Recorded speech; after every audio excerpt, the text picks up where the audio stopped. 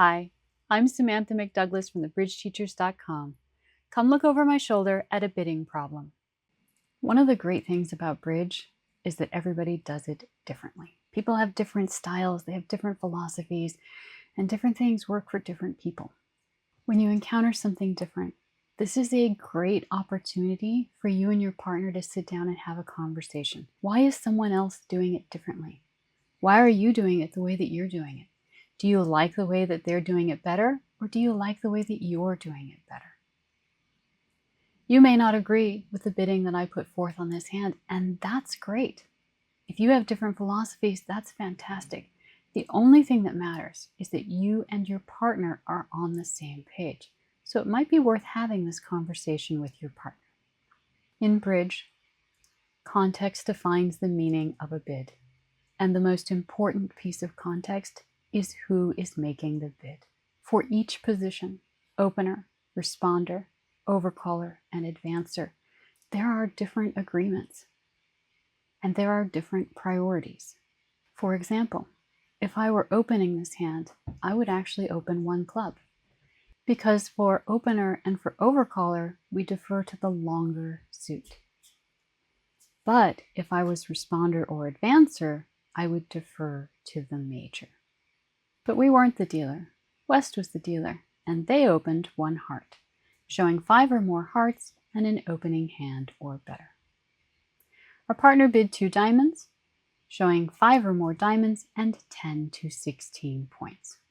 Our right-hand opponent bid 3 hearts. We would play this as level of the fit, showing exactly 4 hearts and 0 to 9 points.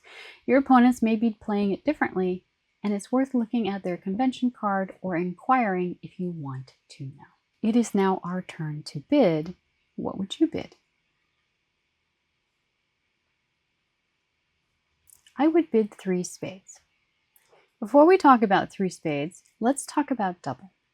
First and foremost, this is not a negative double. Again, who you are defines the context of your bids. Negative doubles are made by responder. We are not responder. Who are we? We are advancer. Responder is opener's partner. Advancer is overcaller's partner. So double here is not a negative double. If you play responsive doubles with your partner, double may actually be a superior bid to 3 spades, depending on how you play it. Some partnerships only play the responsive double after a takeout double by overcaller. Some partnerships also play it over an overcall. If you are not playing the responsive double, you should not double here. Should you learn the responsive double? I think there's value in the responsive double for certain, but it's an advanced technique, and I feel there are a lot of other things that you should learn first. So don't rush out and learn every single convention. Since we are not playing the responsive double, let's take double back. I suggested that we bid 3 spades. Why would I bid spades instead of clubs? Because we are advancer. When you are opener or you are overcaller, if you have 2 suits of unequal length, you should be bidding the longer suit, even if the longer suit is a minor and the shorter suit is a major. If I were opening this hand, I would open 1 club. If I were overcalling this hand, I would overcall the clubs. But responder and advancer defer to the major because our goal on an auction is to play in a major suit fit. So bidding a minor instead of a major is counterproductive. When you bid, you're making choices because you can't do everything. We may never be able to completely describe the shape of our hand if we bid spades here. But if we bid clubs, we may never be able to show the spades. So we have a decision to make. Do we want to show the spades and never really tell partner that we're 6'5"? Or do we want to try and tell partner that we're 6'5" and run the risk of not being able to show the spades? Again, for me, with responder and advancer, I strongly prefer that you defer to the major. And if you disagree, that's great. This is a great thing to talk about with your partner. What would your partnership do with this hand? The person who held our hand did not bid 3 spades. Instead, they adhered to the rule with 2 suits of unequal length bid the longer suit, and they bid clubs. Let's take a look at what happened. After they bid 4 clubs, West bid 4 hearts. Partner now bid 5 clubs, and East bid 5 hearts. And now we are in a very sticky situation. We did not have a chance to show our spade suit.